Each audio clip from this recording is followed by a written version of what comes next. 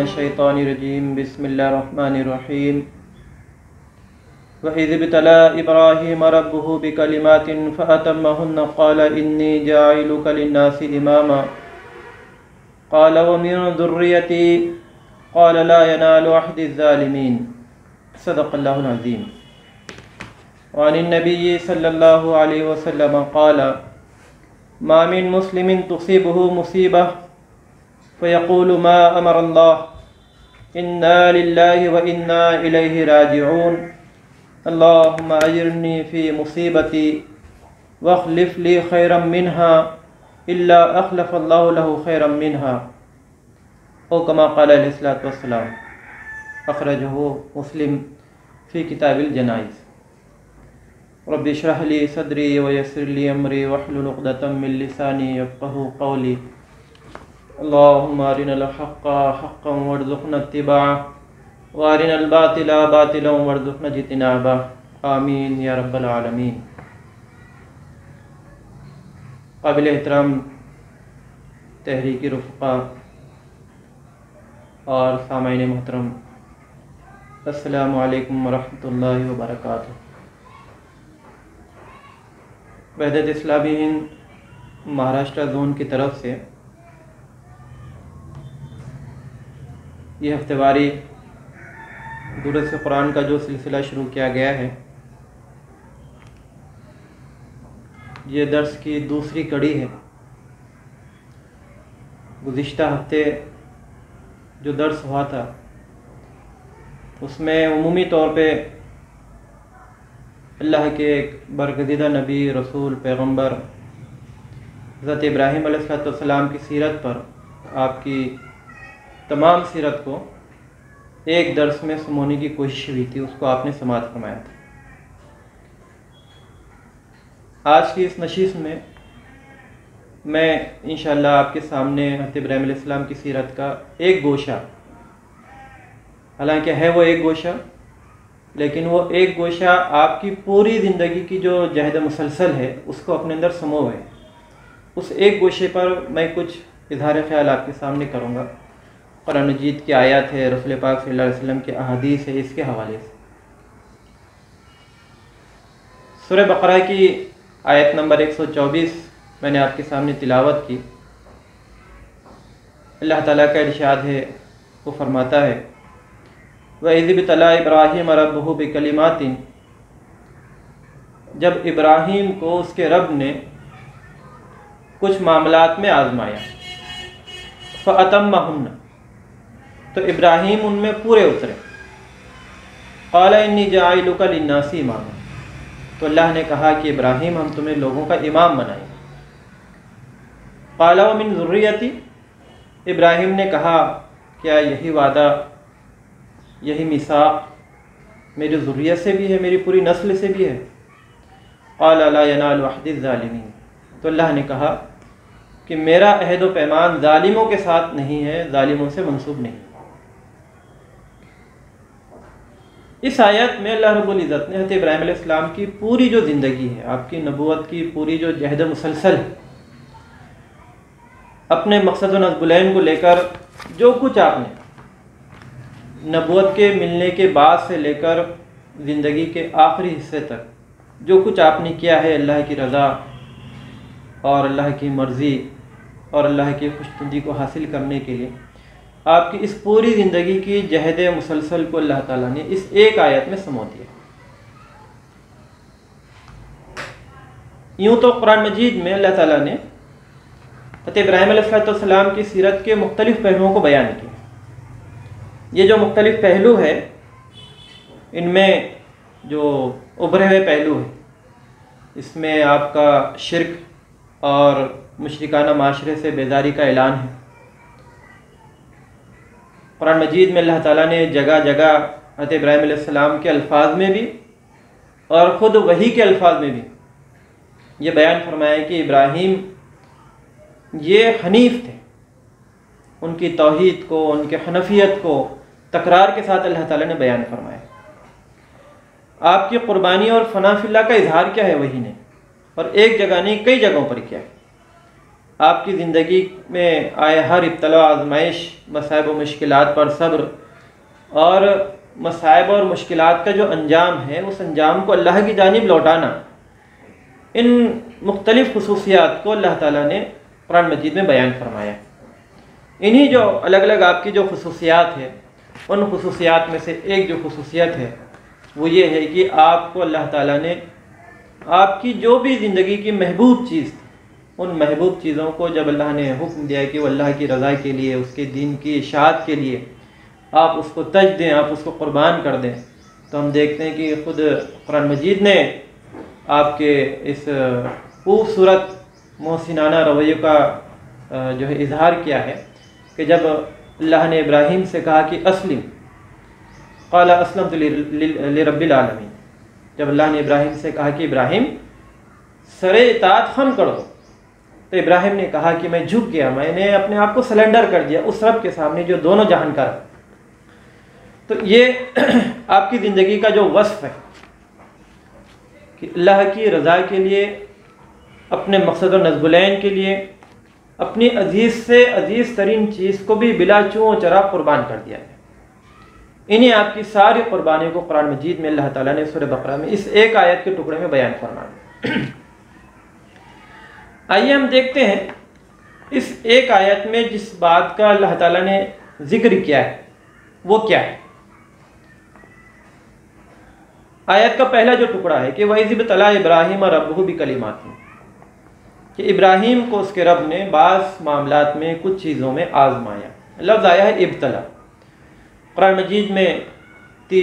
جو ہے آزمائش، ابتلا، مصائب، مشکلات، پریشانیاں، اس کے لیے تین طرح کے الفاظ استعمال کیے گئے۔ اس میں پہلا لفظ امتحان ہے، دوسرا لفظ بلا و ابتلا ہے، اور ایک تیسرا لفظ آتا ہے جو فتنتن کے معنی میں آتا ہے۔ یہ تینوں جو الفاظ ہیں، تینوں الفاظ کے معنی میں اگر ظاہری طور پہ دیکھیں گے تو ایک ہی بات ہے، لیکن اگر اس کی لغوی تحقیق میں جائیں گے تو بہت مہین، بہت باریک اس کا معنی اور مفہوم میں ہم کو جو ہے الگ الگ معنی جو ہے سمجھ میں آتا ہے۔ جیسا امتحان کے بارے میں اہل لغت لکھتے ہیں کہ اس امتحان قرآن مجید میں جو لفظ استعمال ہوا ہے اس کا معنی ہوتا ہے اس آزمائش میں سختی کے بجائے نرمی ہوتی ہے اور اس میں سابقہ تعلیم و تربیت کی آزمائش ہوتی ہے۔ لفظ امتحان کے معنی میں یہ چیز ہم کو ملتی۔ دوسرا جو لفظ ہے بلا و ابتلا، یہ آزمائش سخت قسم کی ہوتی ہے اور بالعموم ایسے واقعات سے ہوتی ہے جسے دوسرے بھی دیکھ سکیں، یعنی حوادث۔ قرآن مجید میں اللہ تعالیٰ نے بلا اور ابتلا لفظ ایسے آزمائش اور مصائب اور مشکلات اور پریشانیوں کے لیے ہے استعمال کیا ہے جن مصائب اور پریشانیوں کو انسان اپنی آنکھ سے دیکھتا ہے۔ جیسا حضرت ابراہیم علیہ السلام کو ان کے باپ نے گھر سے نکالا، جب آپ نے قوم کی بتوں کو توڑا اور نمرود کے دربار میں توحید کا اعلان کیا، تو اس کے جواب میں یا اس کی سزا میں یا اس کے جرم میں آپ کو آبادی کے سامنے جو ہے نظر آتش کرنے کی کوشش کی گئی۔ اللہ نے آپ کو خواب بتایا کہ آپ اپنے بیٹے کو ذبح کر رہے ہیں، تو آپ جو ہے اس کے لیے تیار ہو گئے، اپنے بیٹے کو پیشانی کے بل آپ نے گرا دیا۔ تو یہ جو اعمال ہیں، ان اعمال کے لیے قرآن مجید میں لفظ بلا یا ابتلا استعمال ہوتا ہے۔ تیسرا لفظ ہے فتنتن، یعنی بذات خود سخت مگر دلکشی سے ہوتی ہے، یعنی بالعموم ایسی چیزوں سے آزمائش ہوتی ہے جن سے انسان کا دلی لگاؤ ہو۔ دوسرے تو کیا، بسا اوقات خود مفتون کو بھی اس آزمائش کا پتہ نہیں چلتا کہ وہ خود اس میں مبتلا ہے۔ اور اس لفظ کے لیے قرآن مجید نے الگ الگ اس لفظ کو اللہ تعالیٰ نے جو ہے اہل ایمان کے ساتھ بھی، عام انسانوں کے ساتھ بھی اس کو استعمال کیا ہے۔ جیسا ایک جگہ فرمایا کہ اے لوگو جو ایمان لائے ہو، ہم نے تمہاری بیوی بچوں کو تمہارے لیے فتنہ بنا دیا۔ جیسا ایک جگہ اور آیا ہے کہ تمہارے مال، تمہاری تجارتیں، تمہارے خوبصورت گھر، تمہارے جو ہے بہت چیدہ اور پسندیدہ گھوڑے، یہ ساری چیزیں تمہارے لیے آزمائش ہے، تمہارے لیے فتنہ ہے۔ تو یہ ایک تیسرا معنی آتا ہے جو فتنے کے معنی میں ہم کو قرآن مجید میں ملتا ہے۔ اس آیت کا جو دوسرا حصہ جو ہے، آیت کا پہلے حصے کا جو ایک دوسرا حصہ ہے، بکلمات، کہ ہم نے ابراہیم کو بعض معاملات میں آزمایا، تو بعض معاملات سے کیا چیزیں مراد؟ اس سلسلے میں ہم کو بہت تفصیل سے صحابہ کرام کے اقوال ملتے ہیں، اور خاص طور پہ ان اقوال میں حضرت عبداللہ بن عباس اللہ تعالیٰ عنہ کے کئی سارے اقوال ملتے ہیں۔ ان اقوال میں قول یہ ہے، وہ کہتے ہیں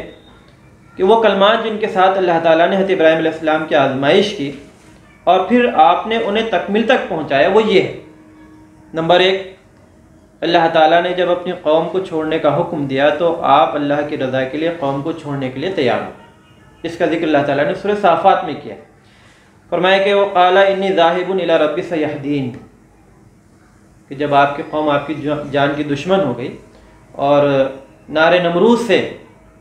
آپ کامیاب اور سلامتی کے ساتھ اس آزمائش سے کامیاب ہو کر آپ باہر آئے، تو اس کے بعد آپ نے جو ہے عراق اور جس شہر میں آپ تھے، شہر اس شہر کو چھوڑ کر جب آپ جا رہے تھے، سورہ صافات میں اللہ تعالیٰ نے یہاں پر اس بات کا ذکر کیا ہے، کہا کہ وَقَالَ إِنِّي ذَاهِبٌ إِلَىٰ رَبِّي سَيَهْدِينِ، ابراہیم نے کہا کہ میں اپنے رب کی طرف جا رہا ہوں، مجھے امید ہے کہ وہ مجھے سیدھے راستے نہیں، جہاں مجھے جانا چاہیے وہیں پر وہ مجھے پہنچائے گا۔ تو آپ کی جو ہے جن کلمات میں اللہ نے آپ کو آزمایا، اس میں سے ایک چیز جو ہے یہ ہے۔ دوسری چیز، حضرت ابن عباس کہتے ہیں کہ اللہ کی رضا کے لیے نمرود پر حجت قائم کرنا۔ جب آپ اس مقام پر کھڑے ہوئے جس میں لوگوں کا آپ سے اختلاف تھا، آپ ان کی آگ میں پھینکنے پر آپ نے صبر کیا تاکہ رضا الہی میں آپ کو جلا دیا جائے۔ یہ بہت تفصیلی مفسرین نے بھی اور مورخین نے بھی اس پر جو ہے بحث کی ہے کہ جب آپ کو آگ میں ڈالا جا رہا تھا تو آگ کے فرشتے ہیں، پانی کا فرشتہ ہے، ہوا کا فرشتہ ہے، یہ ایک ایک کر کے آپ کی خدمت میں آئے اور کہا کہ اگر آپ ہم کو اجازت دے تو ہم اس آگ کو ٹھنڈا کر دیں، ہم پانی برسا دیں تاکہ یہ آگ جو ہے بجھ جائے، ہم ہوا چلا دیں تاکہ یہ جو ہے پوری لکڑیں اور یہ پوری آگ کو ہوا لے کر چلی جائے۔ لیکن اس موقع پہ حضرت ابراہیم علیہ السلام کا جو موقف تھا کہ میں اپنے رب کی رضا کے لیے اس سزا کا حقدار بنایا جا رہا ہوں، اگر میرے رب کی یہی مرضی ہے کہ میں اس آگ میں جل کر بھسم ہو جاؤں تو میں اپنے رب کی مرضی پر راضی۔ چنانچہ ہم دیکھتے ہیں انسانی تاریخ میں کہ اللہ تعالیٰ نے اپنی اس کائنات کو جس سنت پر بنایا، جب اس سنت کے خلاف کائنات چلتی ہے تو اسی عمل کو معجزہ کہا جاتا ہے، اسی عمل کو معجزہ کہا جاتا ہے۔ چنانچہ ہم دیکھتے ہیں کہ نار نمرود کے حوالے سے جب اللہ نے آگ کو حکم دیا کہ اے آگ تو ابراہیم پر ٹھنڈی ہو جا سلامتی کے ساتھ، تو یہ جو کائنات کی جو سنت ہے، آگ کی جو خاصیت ہے جلانا، اس خاصیت کو اللہ نے بدل دیا، اور وہ جلانے والی چیز جو ہے وہ آرام ہے، چین ہے، ٹھنڈک ہے، سکون ہے، یہ دینے والی چیز بن گئی۔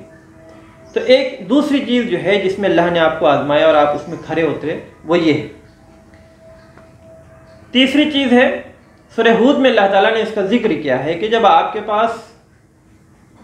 کچھ ملائکہ انسانی شکل میں آئے تو آپ نے ان کی ضیافت کی، اور اس ضیافت کرنے میں اللہ نے آپ کو آزمائش میں ڈالا اور آپ اس میں کھڑے اترے۔ چوتھی آزمائش ہے جب اللہ نے سورہ صافات میں اس کا ذکر کیا ہے کہ ابراہیم نے اپنے بیٹے سے کہا کیا بنیا انی ارا فی المنام انی اذبحک فانظر ماذا تری، کہ بیٹے میں اپنے خواب میں دیکھتا ہوں کہ میں تجھے ذبح کر رہا ہوں۔ تو یہ جو پورا واقعہ ہے تفصیل کے ساتھ سورہ صافات میں اللہ نے اس کو بیان فرمایا۔ اس واقعے میں بھی جس عمل کی جانب آپ کو اشارہ کیا گیا تھا، اس عمل پر آپ ثابت قدم رہے، آپ اس پر کر گزرنے کے لیے تیار ہو، کمر بستہ ہو گئے، تو اس جو ہے آزمائش کے مرحلے پر بھی آپ کامیابی کے ساتھ جو ہے اس عمل کو آپ نے اتمام تک پہنچایا، اس کو مکمل کیا۔ تو آپ کی آزمائشوں میں ایک چیز یہ بھی تھی۔ ایک قول حضرت ابن عباس کا مناسک حج کے تعلق سے بھی آتا ہے کہ جن چیزوں میں اللہ نے آپ کو آزمایا اس میں سے ایک آزمائش یہ بھی تھی۔ تفسیر طبری میں حضرت ابن عباس اللہ تعالیٰ عنہ کا ایک قول اور نقل کیا گیا۔ تو ابن عباس کہتے ہیں کہ اس دین کے ساتھ جن کو بھی آزمایا گیا، یعنی جس نبی کو اللہ نے اپنا دین، اپنی شریعت دے کر بھیجا ہے، ان تمام انبیاء کی تاریخ میں جس نبی کو بھی اللہ تعالیٰ نے آزمایا ہے، سوائے ابراہیم کے کوئی بھی ان آزمائشوں میں پورا نہیں اترا۔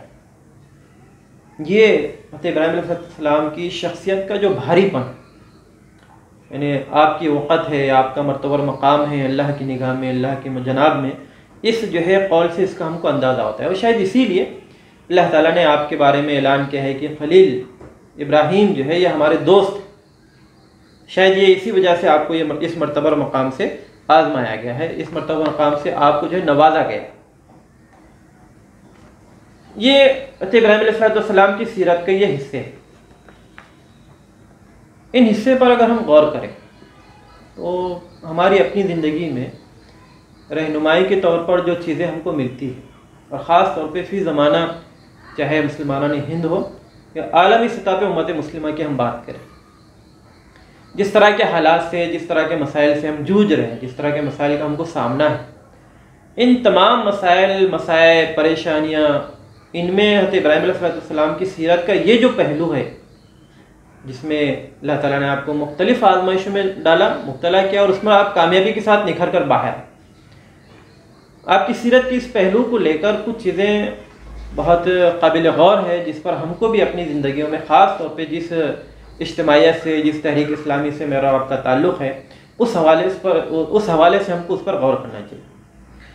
تو ان جو ہے سیرت کے اس پہلو کو لے کر کچھ چیزیں میں نے مناسب سمجھا کہ میں آپ کے سامنے رکھوں۔ اس میں سب سے پہلی جو چیز ہے وہ یہ ہے کہ آخر اللہ آزمائش میں ڈالتا کیوں؟ جب وہ سب جانتا ہے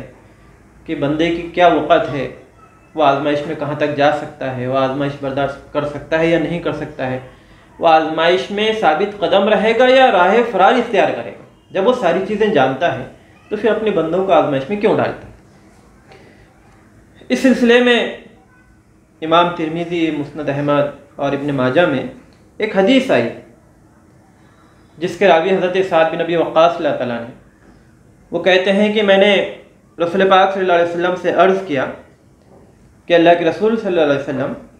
لوگوں میں سب سے زیادہ اور سب سے سخت آزمائش کس کی ہوتی؟ تو اس کے جواب میں آپ صلی اللہ علیہ وسلم نے ارشاد فرمایا کہ سب سے زیادہ اور سب سے سخت آزمائش انبیاء کی ہوتی، اور پھر صالحین کی، پھر ان کی جو ان کے مثل اور مشابہت رکھنے والے ہوتے ہیں۔ یعنی ایک ترتیب ہے اللہ کے پاس کہ اپنے بندوں میں سے کن بندوں کی آزمائش کرے گا۔ اول نمبر پہ اللہ کے نبی ہے، اس کے رسول ہے، اس کے پیغمبر ہے، سب سے پہلے ان کی آزمائش ہوتی ہے، سب سے سخت اور سب سے شدید ترین ان کی آزمائش ہوتی ہے۔ یہ اس لیے بھی ہوتا ہے تاکہ نبی کے قوم کے سامنے، امت کے سامنے نبی کا نمونہ رہے، اور امت اپنے نبی کو جب دیکھے تو وہ اپنے نبی کو معاملات ہے، مسائل ہے، مصائب ہے، ان ساری چیزوں میں سب سے مکمل پائے، تاکہ اسی اسوے کو، اسی نمونے کو، سیرت کے اس پہلو کو امت جو ہے اختیار کرے۔ اس لیے سب سے زیادہ جو آزمائش ہوتی ہے انبیاء کی ہوتی ہے۔ ان کے بعد دوسرا نمبر صالحین کا آتا ہے۔ گویا اس سے ہم کو اندازہ ہوتا ہے کہ انبیاء اور رسول کے بعد ان کی امتوں میں جن اہل ایمان کا مرتبہ اور مقام ہوتا ہے وہ صالحین ہیں، اس لیے کہ نبیوں کے بعد انہی کی آزمائش سب سے زیادہ ہوتی ہے۔ اور پھر تیسرے نمبر پہ ان لوگوں کا ذکر آتا ہے جو نبیوں اور صالحین کی روش اختیار کرتے ہیں، اس راستے پر چلتے ہیں، اور اس راستے پر چلنے کے نتیجے میں ان کی بھی ایسی ہی آزمائش ہوتی ہے۔ پھر آگے اللہ کے رسول صلی اللہ علیہ وسلم ارشاد فرماتے ہیں کہ انسانوں کی آزمائش ان کے ایمان کے بقدر کی جاتی ہے، اگر ان کے دین میں سختی اور رسوخ ہوتا ہے تو اس کی آزمائش میں اضافہ کر دیا جاتا ہے۔ یہ بہت عجیب چیز ہے اسلام کی تعلیمات میں، جس سے اس بات کا ہم کو اندازہ لگتا ہے کہ جن لوگوں کو اللہ تعالیٰ ان مراحل سے گزارتا ہے، ان سنگلاخ جو ہے وادیوں سے گزارتا ہے، ان کا جو ہے اگر وہ اس میں ثبات قدمی کے ساتھ کامیاب ہوتے ہیں تو ان کا مرتبہ مقام بہت اعلیٰ وفا ہو جاتا ہے، بہت بلند ہو جاتا ہے۔ ایمان کی بقدر اہل ایمان کو آزمائشوں سے، پریشانیوں سے، مشکلات سے گزارا جاتا ہے۔ اور آگے فرما رہے ہیں کہ اگر ان کے دین میں خفت یعنی ہلکا پن ہوتا ہے تو ان کی آزمائش میں تخفیف کر دی جاتی ہے۔ یہ اللہ کا بڑا کرم ہے۔ ایک مومن کا ایمان جتنا ہے، جس قدر مضبوط ہے، اتنا ہی اس کی آزمائش ہوتی ہے۔ اس لیے قرآن مجید میں ایک جگہ اللہ تعالیٰ نے ارشاد فرمایا کہ لا یکلف اللہ نفسا الا وسعها، اور پھر آگے ارشاد فرماتے ہیں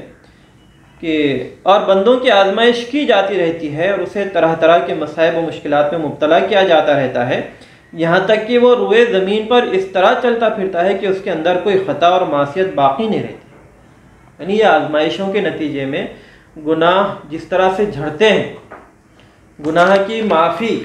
یا جو ہے مغفرت ہوتی ہے، اس کے نتیجے میں ایک مومن اس مرتبہ مقام کو پہنچ جاتا ہے گویا وہ جو ہے گناہوں سے صاف ستھرا ہو گیا۔ یہ آزمائش میں ثبات قدمی کا یہ فائدہ ہے۔ اس کے بعد جو ہے اس سلسلے میں ایک اور جو ہے جو شبہ پیدا ہوتا ہے کہ آزمائش کیوں؟ تو اس کا جواب بھی ہم کو رسول پاک صلی اللہ علیہ وسلم کی مختلف احادیث میں ملتا ہے کہ اللہ تعالیٰ اپنے محبوب بندوں کی آزمائش کرتا ہے۔ یہ آزمائش درجات کو بلند کرنے کے لیے ہوتی ہے۔ یہ آزمائش مومن کے دامن سے خطا ہے، نسیان ہے، گناہ ہے، ان کی نجاست، ان کی غلاظت جھاڑنے کے لیے اور صاف کرنے کے لیے آزمائش ہوتی ہے۔ چنانچہ ایک حدیث میں ابو داؤد شریف کی حدیث سے اللہ کے رسول صلی اللہ علیہ وسلم فرماتے ہیں کہ جب انسان کے لیے اللہ تعالیٰ کے یہاں کوئی درجہ مختص ہو جائے جسے پانے کے لیے انسان کے اعمال ناکافی ہوں، تو اللہ تعالیٰ اس کو جسم، مال یا اولاد کی مصیبتوں میں مبتلا کر دیتا ہے۔ اور ایک اور حدیث میں اس کی اور مزید وضاحت آئی ہے کہ ایسے بندے کو جس کے حوالے سے یا جس کی تقدیر میں اللہ تعالیٰ نے ایک اونچا مرتبہ اور مقام طے کر دیا ہے، لیکن اپنے نیک اعمال کے ذریعے وہاں پہنچ نہیں پاتا ہے، تو اللہ تعالیٰ اس کو آزمائش میں ڈالتا ہے، اور آزمائش میں ڈال کر اس کو ثابت قدم رکھتا ہے۔ اس کی ثبات قدمی کے نتیجے میں اس کے مرتبہ اور مقام کو جو متعین ہے وہاں تک نہیں پہنچ پا رہا ہے، اس کو وہاں پر پہنچا دیتا ہے۔ تو گویا یہ جو ہے آزمائش کے فائدے، جب کسی بندے کو اللہ تعالیٰ آزمائش میں ڈالتا ہے تو یہ اس کے فائدے ہیں کہ وہ بندہ اللہ کی نگاہ میں محبوب ہوتا ہے، اس کے مرتبہ اور مقام کو، اس کے درجات کو بلند کیا جاتا ہے، اور تیسری جو چیز ہے اس کے گناہوں کی معافی کا اعلان کیا جاتا ہے۔ ایسی ایک اور چیز ہے کہ کیا آزمائش ہر کس و ناکس کی ہوتی ہے؟ جیسا جو ہے اس سے پہلے ایک حدیث ابن ماجہ کی طویل حدیث ہے، میں نے آپ کے سامنے ابھی رکھی تھی کہ اللہ تعالیٰ اپنے بندوں میں سب سے زیادہ آزماتا ہے انبیاء کو، پھر صالحین کو، پھر ایمان کے بقدر، جس کا جتنا ایمان مضبوط ہوتا ہے اس کو اس قدر آزمائش میں ڈالا جاتا ہے۔ تو یہ جو آزمائش ہوتی ہے تو کیا ہر ایک کی آزمائش ہوتی ہے، یا کچھ مخصوص لوگ ہیں اللہ تعالیٰ کی نگاہ میں، یا کوئی ایک ایسا مرتبہ اور مقام ہے جہاں پر کوئی بندے مومن جانا چاہتا ہے، وہ اس مقام پہ پہنچنا چاہتا ہے، تو جب تک آزمائش کی ان منزلوں سے، ان جو ہے کٹھن اور خاردار وادیوں سے وہ گزرتا نہیں، تب تک وہاں پہنچ نہیں سکتا ہے۔ تو اس سلسلے میں امام ترمذی نے حضرت انس بن مالک رضی اللہ عنہ کے حوالے سے ایک حدیث روایت کی ہے۔ وہ کہتے ہیں کہ اللہ کے رسول صلی اللہ علیہ وسلم نے ارشاد فرمایا،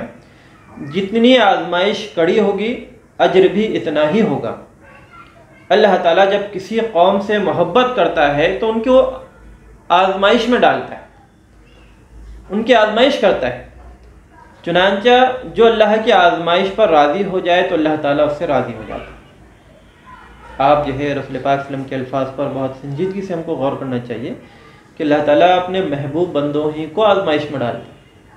اور جن کو آزمائش میں ڈالتا ہے وہ ان مصائب اور پریشانیوں پر اگر اللہ کی مرضی کے ساتھ راضی ہوتے ہیں تو اللہ ان سے راضی ہو جاتا ہے، اور اگر وہ لوگ اللہ کی اس آزمائش پر ناراضگی کا اظہار کرتے ہیں تو اللہ تعالیٰ بھی ان سے ناراض ہوتا ہے، اللہ تعالیٰ بھی اپنی ناراضگی کا ان سے جو ہے اظہار کرتا ہے۔ یہ جو ہے آزمائش کی وجہ ہوتی ہے، اس لیے جو ہے اہل ایمان کی آزمائش کی جاتی ہے۔ یہاں ایک نقطے پر اور بھی آپ غور کریں، یہ آزمائش اور مصائب اور پریشانیوں کا جو پہلو ہے، کبھی ہم نے اس پر غور کیا ہے کہ اگر زندگی میں ایمان کے حوالے سے اللہ کے دین کے لیے ہم اگر کچھ جدوجہد کر رہے ہیں اور اس جد و جہد میں خدا نہ خواستہ ان مراحل سے ہم کو گزرنا پڑا۔ کیا کبھی ایسا ہوا ہے کہ ان مراحل کو دیکھ کر یا آنے والے مصائب اور پریشانیوں کو دیکھ کر یا محسوس کر کے کوئی شخص اس راستے کو چھوڑ کر منہ پھیر دے؟ اس کا نتیجہ کیا ہوتا ہے؟ یعنی اگر میں آپ کو صاف الفاظ میں کہوں یا وضاحت کروں تو اگر خدا نہ خواستہ ہماری زندگی میں کبھی ایسی کوئی آزمائش آئی یا آنے والی ہے، ہم نے اس کو محسوس کر لیا، تو اس موڑ پر، اس موقع پر ہمارا رویہ کیا ہونا چاہیے، اور ہمارا جو رویہ ہوگا اس رویے کے نتیجے میں ہمارے ایمان کی حالت کیا ہوگی۔ یہ بہت اہم نقطہ ہے جس پر ہم کو غور کرنا چاہیے، اور میں سمجھتا ہوں کہ فی زمانہ اس نقطے کو سمجھنے کی بہت زیادہ ضرورت ہے کہ جن حالات سے ہم آج گزر رہے ہیں، جن حالات سے ہم دوچار ہیں، حالات کے شدائد اور مصائب کو دیکھ کر لوگ پتہ نہیں کس طرح کی جو ہے پگڈنڈیاں اختیار کر رہے ہیں اور کس طرح کی گلی اور کوچوں میں جو ہے اپنا رخ موڑ دے رہے ہیں، اور اس کے باوجود نہ ان کے ایمان میں کمی آتی ہے، نہ ان کے درجہ اور مقام میں جو ہے خفت پیدا ہوتی ہے، نہ وہ اپنے آپ کو چھوٹا محسوس کرتے ہیں۔ اس حوالے سے اگر ہم قرآن مجید کی آیت پر غور کریں تو قرآن مجید بہت واضح انداز میں ہماری رہنمائی کرتا ہے کہ آزمائش کے موقع پر اگر کوئی منہ پھیر کر بھاگ جائے تو اس عمل کے نتیجے میں، اس فرار کے نتیجے میں وہ کس جو ہے درجے تک نیچے گر جاتا ہے۔ اس میں ایک مثال سورہ آل عمران میں اللہ تعالیٰ نے بیان فرمائی، آیت نمبر 167۔ یہ دراصل تبصرہ ہے غزوہ احد پر، جب اللہ کے رسول صلی اللہ علیہ وسلم 1000 کا لشکر لے کر احد کے میدان کی طرف آپ نے کوچ کیا تو میدان جنگ میں جانے سے کچھ پہلے عبداللہ بن ابی اپنے تقریباً 300 ساتھیوں کے ساتھ اس میدان سے واپس آ گیا، کچھ بہانے بنا کے۔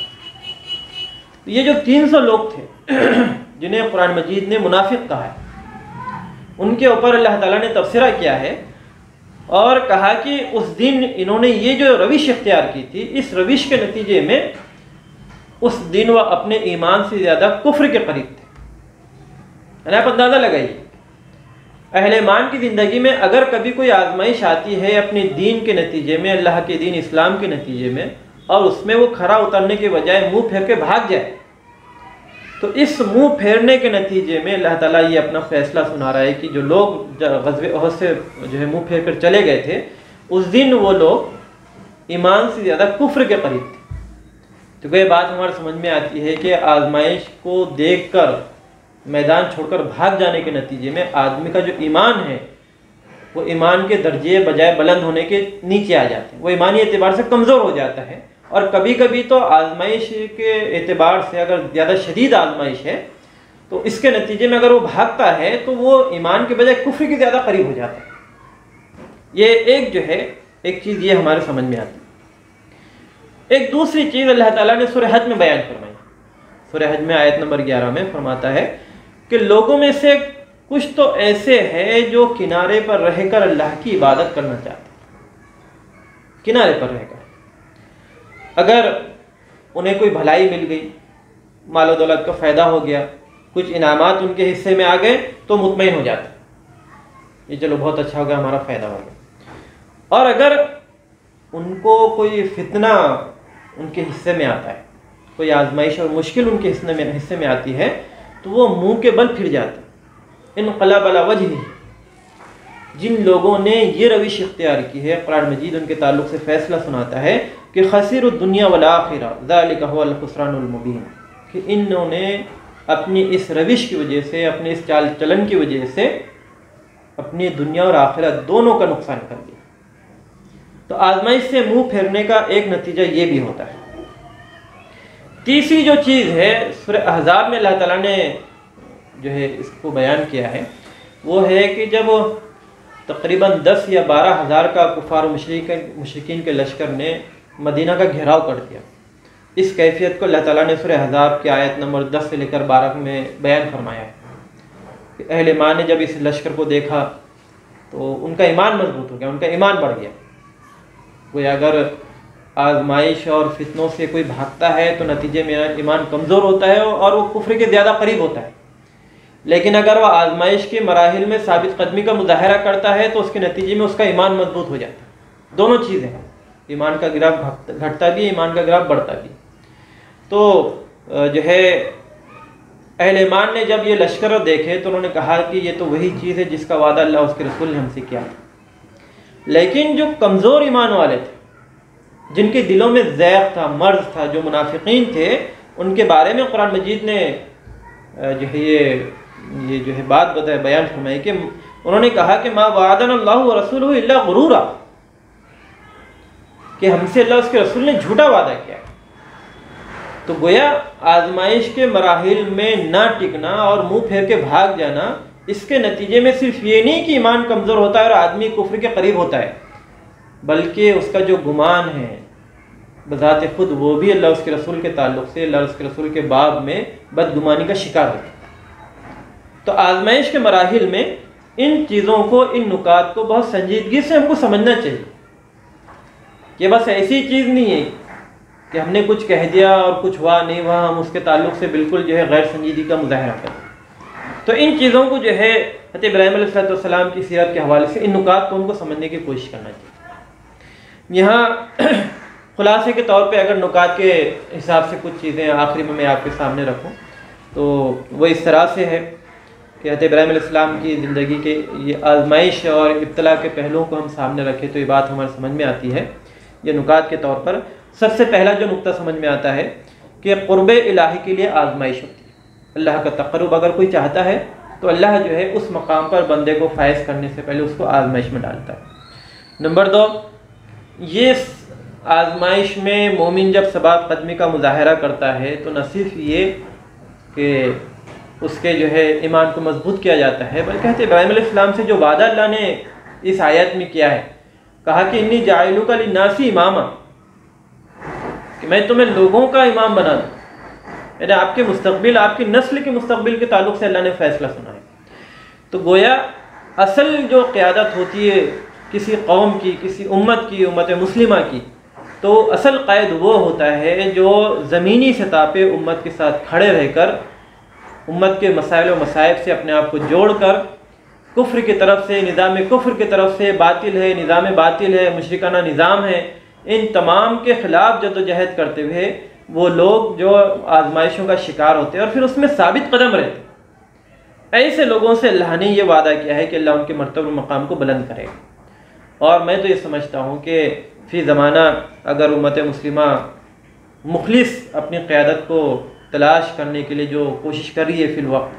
ان کو اگر جو ہے مخلص قیادت چاہیے تو قرآن مجید نے یہ ایک نقطہ ان کے سامنے رکھا کہ وہ لوگ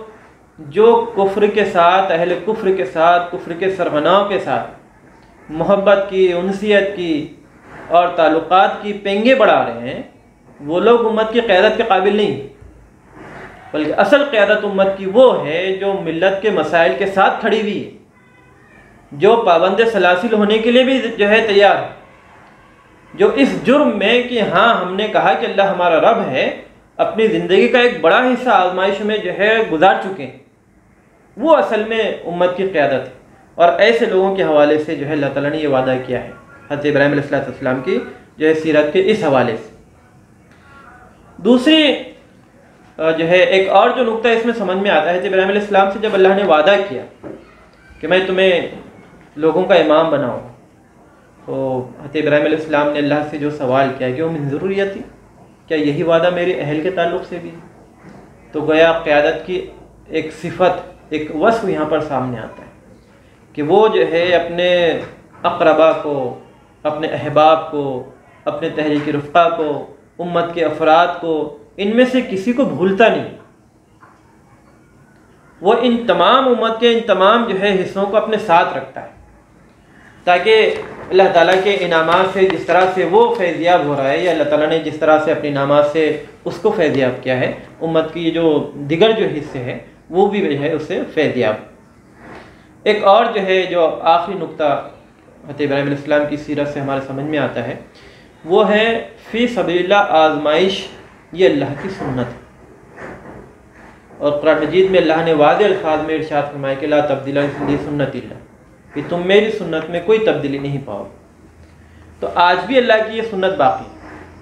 جو لوگ بھی کہیں گے اللہ ہمارا رب ہے، ان الذین قالوا ربنا اللہ ثم استقاموا تتنزل علیہم الملائکہ، جو لوگ بھی کہیں گے کہ اللہ ہمارا رب ہے، اس ربوبیت کے تقاضوں کو سمجھیں گے، اسلام کے الدین ہونے کو سمجھیں گے، اس کے تقاضوں کو پورا کرنے کی کوشش کریں گے، یقینی طور پہ اللہ کی جانب سے زندگی میں مختلف قسم کی آزمائشیں ہیں۔ ان آزمائشوں میں ایک مومن سے اس کے ایمان کا جو تقاضا ہے وہ یہ ہے کہ وہ جو ہے دل کے اطمینان کے ساتھ ان آزمائشوں میں کھرا اترے، اپنے موقف پہ ڈٹا رہے، اپنی تمام تر توجہ اللہ کی رضا، اس کی خوشنودی اور اس کی پسند کی طرف لگائے رکھے، تاکہ دنیا اس کے ساتھ جو کرنا چاہے کر لے، لیکن مومن کو وہ اپنے مقصد سے تھوڑا ایک اینچ بھی جو ہے ہلا نہ۔ تو یہ ہم دیکھتے ہیں کہ حضرت ابراہیم علیہ السلام کی سیرت کا یہ جو پہلو ہے، یہ پہلو اس آیات کے تناظر میں جو ہے اس طرح سے ہمارے سامنے آتا ہے۔ اگر یہ جو ہے ساری چیزوں کو ہم سامنے رکھیں تو اقبال کا یہ شعر بہت اچھے سے جو ہے ہمارے سمجھ میں آتا ہے، جو اقبال نے کہا تھا کہ آگ ہے، اولاد ابراہیم ہے، نمرود ہے، کیا پھر کسی کو کسی کا امتحان مقصود ہے۔ اللہ سے دعا ہے کہ اللہ مجھے بھی اور آپ تمام کو اس بات کی توفیق نصیب فرمائے کہ اللہ تعالیٰ ہم تمام کو حضرت ابراہیم علیہ السلام کی سیرت کا یہ جو پہلو ہے اس کو سمجھتے ہوئے اپنی زندگیوں میں اس کو برتنے کی توفیق نصیب فرمائے۔ آمین۔ وآخر دعوانا الحمد للہ رب العالمین۔